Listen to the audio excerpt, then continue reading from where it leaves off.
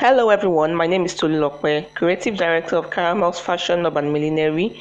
You're welcome to today's class. In this video, I'm going to be showing you how to make a scrunchy ruffle turban cap. So this ruffle is made in form of a scrunchie, but is placed on a turban cap. So for this tutorial, you need to make your turban cap first. I have my cap ready and I have the front gathered turban. Next, I'm going to get the piece of fabric I'm going to use for my ruffle. I'm actually going to cut out two pieces of fabrics for my ruffles. I'm not certain if I'll use both yet. It depends on my customer's specifications. If she likes it that way with one ruffle, I'll leave it at that, but I'm still going to cut out two to be on the safe side. So 7 inches width by 60 inches length for my ruffle. You can increase or decrease the width, but the length should be 60 inches. So I have 7 inches width by 60 inches length. So yeah, I've cut out the two pieces of fabric that I'm going to be using for my ruffle. 7 inches width, like I said earlier, and it's 60 inches long. You can make yours about 5 inches and then make multiple pieces to stack on each other, or you can even make it up to 10 or 12 inches wide. So the first thing I'm going to do is I'm going to get my fabric with the right side facing me, and I'm going to fold the fabric into 2 equal halves with the right side facing each other. That's the right side of my fabric. I'll fold into 2 equal halves, and then I'm going to make a straight stitch on the edge of the fabric. That's the part I'm going to close it down all the way straight down like that, and I'll do the very same to the other one. Then I'll go and turn it inside out. Alright guys, so I'm back, and here I have my first piece turned out already, and then I have my second piece of fabric. I'm going to be turning it inside, but I'm going to be using my office pin to do that because this fabric is called metallic, and then it's not as soft as poly or satin. So turning it inside out is going to be a bit stressful because the fabric is a bit sticky. So I'm going to be using my office pin.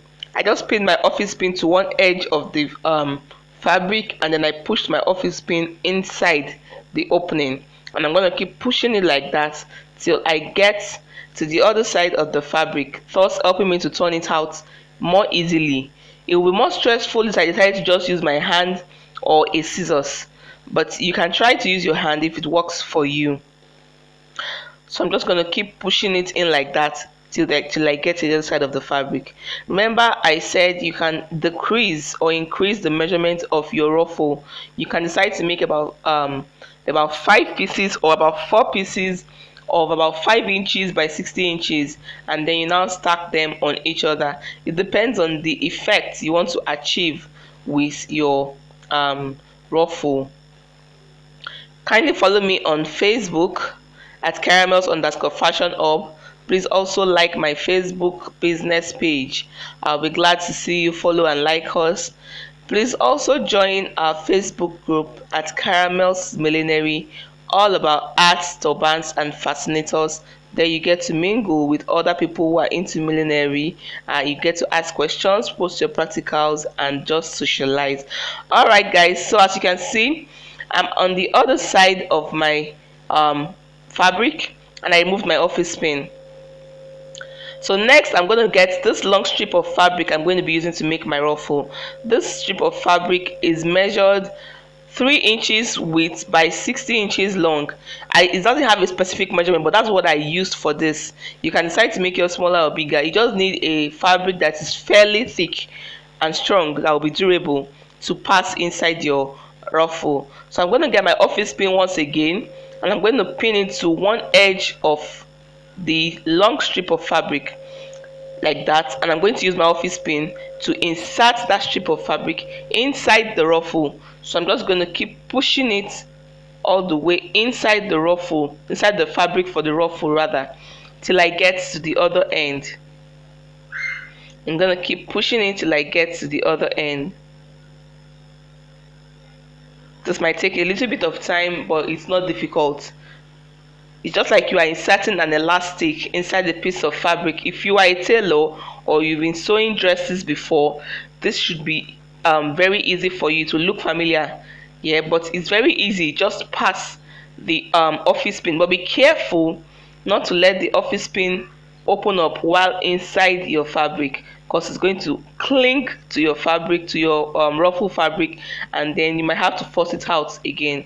So I'm just going to pass it like that till I get to the end of the fabric. Please kindly follow my Instagram business page at caramels_fashionhub.millinery. I'll be glad to have you follow my social media handles and encourage my business.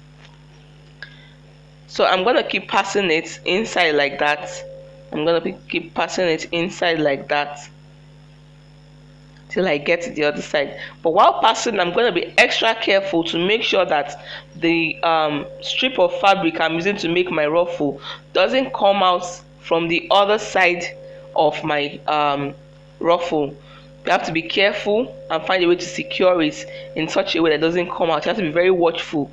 Keep watching and ensure that the strip of fabric is not too short for your ruffle. So I'm at the other side. I'm just going to pull out my office pin, and then I'm going to get my office I'm going to pull out my safety pin rather, and I'm going to get my office pins ready, because I do not want the strip of fabric to run back inside the ruffle. So I need to secure it there before I go to my sewing machine. So can you see the way I'm holding it? I'm going to use my office pins to just hold the strip of fabric to the ruffle fabric in order to secure it in place.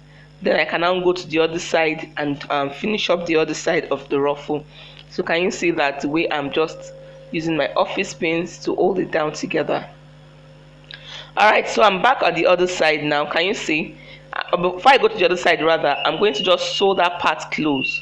I'll take it to my sewing machine and sew it. But before going to the machine, I'm going to first of all pull my strip to form the ruffle. Just pull the strip inside to form the ruffle. That's after you have secured one edge.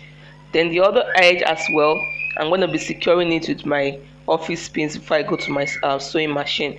Please don't make your ruffles too tight. Just release it a little bit so that it will be flexible for you to tack down. So I'm just going to do the same thing to the other piece of fabric as well.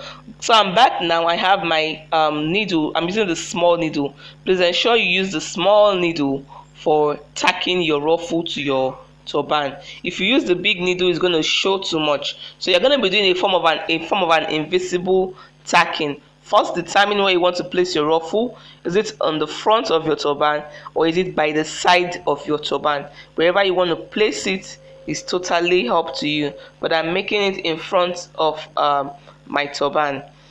So I'm just going to start tacking it. I've determined the position I want it to be, and I have, like I said before, I have my small needle and matching color of thread. Please ensure it's a matching color of thread. Now before I start tacking, you see that part I stitched down? I'm going to hide it inside because I won't want it to show. My finishing has to be neat. I'm going to hide it inside like that, and then I'm going to start tacking. I'm going to start tacking with my needle and my thread from under. So as I pass it from under to the top, I'm going to make sure that when I'm passing it back down, I'm putting the needle back in almost the same point that it came out from the first time. That's how to achieve an invisible tacking. You don't want your tacking to show, so that your customer would not begin to see all the places that you tacked the ruffle. So once I bring it out from there, I'm going to take it back in almost the exact place that I brought it out from, so that my thread would not be showing.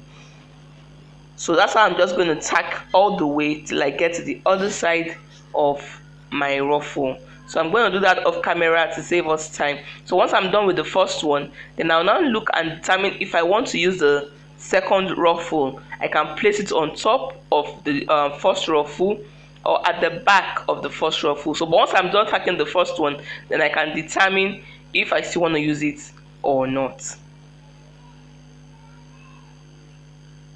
So here I am. This is the first ruffle tacked to the turban already, and my customer is pleased with this height. She doesn't want me to add more to it, so I'm just going to leave it at that. But you can as well be creative with yours and do something different.